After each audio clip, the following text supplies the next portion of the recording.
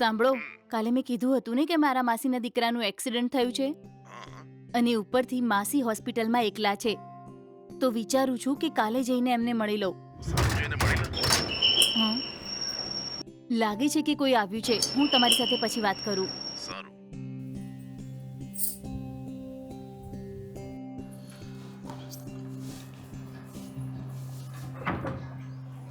નમસ્તે મેડમ. નમસ્તે. કોનું કામ છે? મારું નામ રંજીત છે. હું એવન એસોસિએટ કંપનીમાંથી આવું છું. અમે સેલફોન કંપની માટે ટાવર સેટ કરીએ છીએ અને આ એરિયામાં નવું ટાવર લગાવવાનું વિચારીએ છીએ.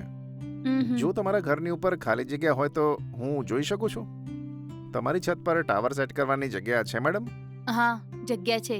જુઓ, હાલમાં અમારી છત છે એ ખાલી જ છે. હા, સારું મેડમ. શું એકવાર તમારી છત જોઈ શકું છું? એ બધું ઠીક છે, પણ અચાનક તમે આવી ગયા, ટાવર લગાડવાનું છે, તમારા પર ભરોસો કેમ કરું?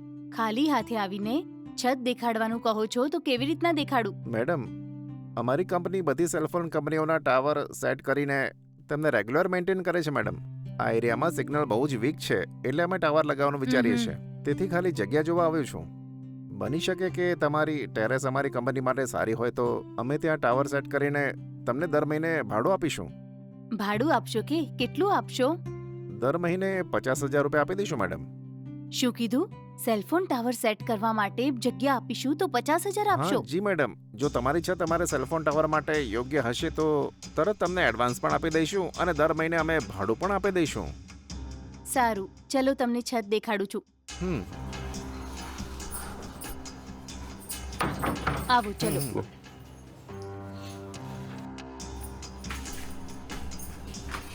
આવો.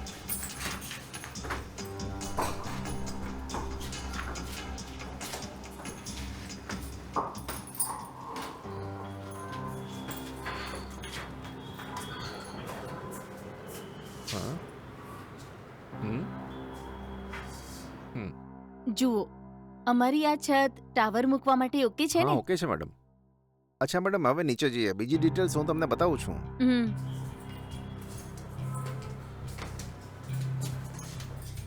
આવો.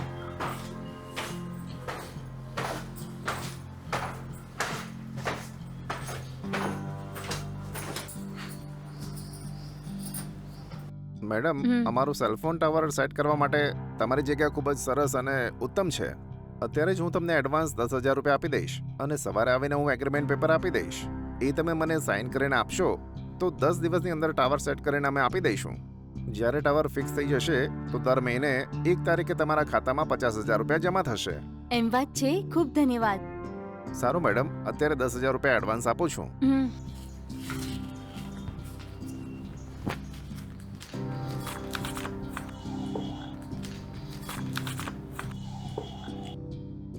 હાલો મેડમ, 10,000 છે, ગણી લો. હા, ઠીક છે.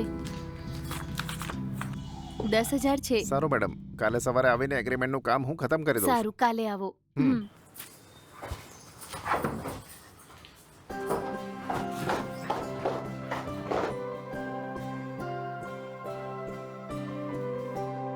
હેલો. કોણ આવ્યું તું? એમ છે કે એક માણસ આપણે છત ઉપર સેલફોન ટાવર મુકાય કે નહીં એ જોવા માટે આવ્યા હતા. ઓ, એવું છે? એના માટે આટલું મોડું કેમ કર્યું? અરે, એની છત ઉપર લઈ ગઈ હતી એટલે મોડું થયું. એને આપણી છત પસંદ આવી ગઈ. સેલફોન ટાવર સેટ કર્યા પછી દર મહિને 50,000 રૂપિયા ભાડું મળશે એવું એણે કહ્યું. સારું સારું, તે શું કીધું? જુઓ, એમ પણ આપણી છત તો ખાલી જ છે ને, એટલે મેં તો એમને ઓકે કહી દીધું. અચ્છા, એવું છે? અને પછી એમણે મને 10,000 રૂપિયા એડવાન્સ પણ આપ્યા. આ વાત છે, બહુ સરસ. સારું, મારે કિચનમાં ઘણા કામ છે તો હવે મૂકું છું.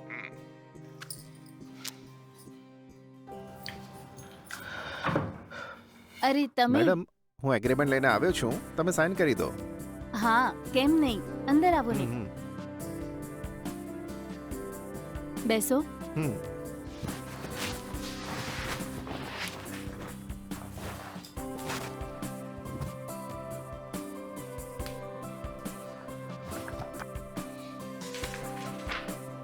ઉષા, 10,000 રૂપિયા એડવાન્સ, મંથલી રેન્ટ 50,000. મેડમ, ગઈકાલે મેં તમને 50,000 રૂપિયા મહિનાનું ભાડું કીધું હતું ને? તો અમારી કંપનીએ તમને દર મહિને 1 લાખ આપવાનું કીધું છે. એમ વાત છે? 1 લાખ રૂપિયા? સારી વાત છે. પણ તમારે થોડી અમાઉન્ટ ડિપોઝિટ કરવી પડશે. શું કીધું? પૈસા ડિપોઝિટ કરવા પડશે? હા મેડમ. પણ હું કેમ જમા કરું? સેલફોન ટાવર તમારી છત પર લાગવા જઈ રહ્યું છે ને મેડમ.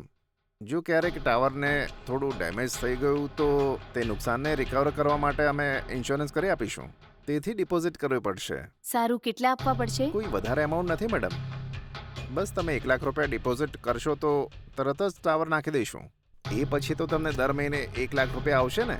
બીજા મહિનાથી જે પણ પૈસા તમારા ખાતામાં આવશે એ તમારો લાભ જ છે ને. એમ વાત છે? હા મેડમ, ડિપોઝિટ એમાઉન્ટ તો એક નાની ફોર્મેલિટી જ છે. જે પણ તમે 1 લાખ રૂપિયા જમા કરાવશો ને એનું હું તમને પાકું બિલ આપીશ. પણ જો તમે 1 લાખ ડિપોઝિટ નહીં કરો તો અમારી કંપની ટાવર લગાવવાની મંજૂરી નહીં આપે મેડમ. ગઈકાલે જે મેં 10,000 રૂપિયા આપ્યા હતા ને તે પણ તમારે પાછા આપવા પડશે. આ માણસ કેમ ડિપોઝિટ કરવાનું કહે છે? જો હું અચાનક એમને કહીશ કે 1 લાખ ભરવાના છે તો એ નહીં માને. વાંધો નહીં, આ રકમ હું જ ભરી દઉં છું. એમને એમ જ કહીશ કે દર મહિને 50,000 રૂપિયા મળે છે, પણ આ તો હવે 1 લાખ રૂપિયા આપવાની વાત કરે છે, તો એમને દર મહિને 50,000 આપીને બાકીના 50,000 હું જ રાખી લઈશ. એમને ક્યાં આની ખબર પડવાની છે? અને ઉપરથી આ 1 લાખ રૂપિયાનું બિલ પણ આપે છે. ભરોસા સાથે ડિપોઝિટ કરું છું. હા ઠીક છે, હું અંદર જઈને પૈસા લઈ આવું છું. વેઇટ કરો.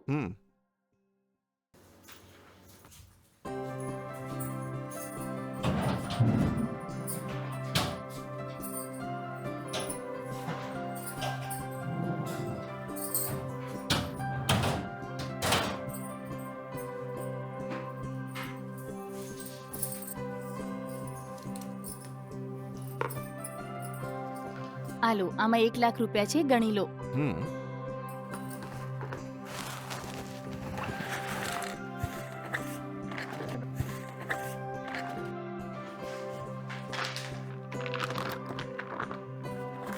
બરાબર છે મેડમ. આ ફોર્મ ફિલ કરીને આપી દો.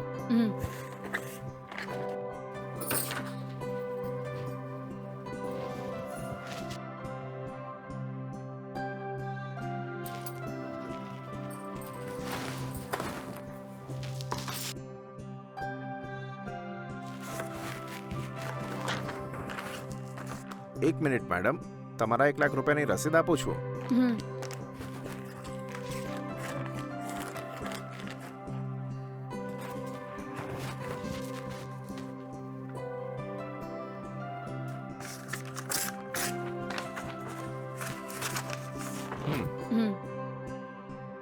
સારું મેડમ, બસ 2 દિવસમાં તમારી છત પર અમે ટાવર સેટ કરી દઈશું.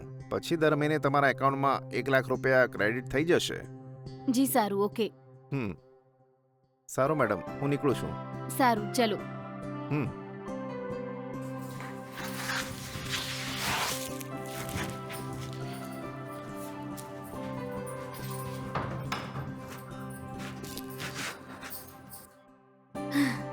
બાપ રે, હવે દર મહિને મારા ખાતામાં 1 લાખ રૂપિયા આવશે. એમાંથી 50,000 રૂપિયા આમને આપીને બાકીના પૈસાને હું આરામથી ખર્ચ કરી રાખીશ. હવે એમની પાસે પૈસા માંગવાની જરૂરત જ નથી. જો ખર્ચ માટે હું કંઈ માંગુ છું તો 1000 સવાલ કરે છે. હવે એમના પાસેથી ફૂટી કોડી પણ નહીં લઉં. બાપ રે, જો 1 મહિનામાં 50,000 તો 1 વર્ષમાં 6 લાખ રૂપિયા મન ભરીને ખર્ચ કરી શકું છું. હું ક્યાંય પણ જઈને શોપિંગ કરી શકું છું.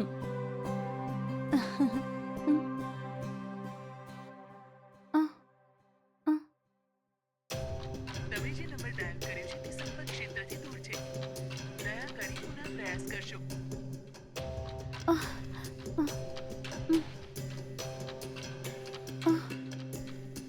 તમે જે નંબર ડાયલ કર્યો છે તે સંપર્ક ક્ષેત્રથી દૂર છે.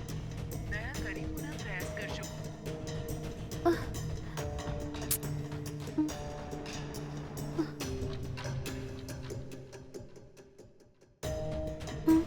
તમે જે નંબર ડાયલ કર્યો છે એ હાલમાં સ્વિચ ઓફ છે.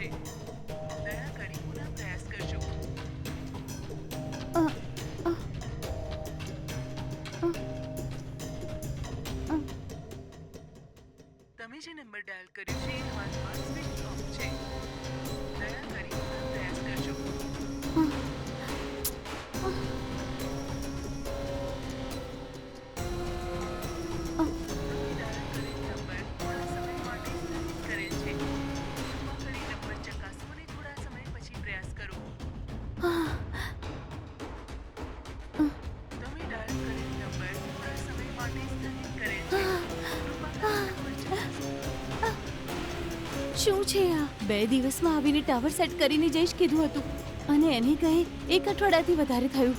ફોન કરી જોયો તો એનો નંબર નોટ ઇન યુઝ આવે છે. આહ, એટલે કે એણે મારી સાથે ફ્રોડ કર્યો છે. એટલે મારા 1 લાખ રૂપિયા ગયા કે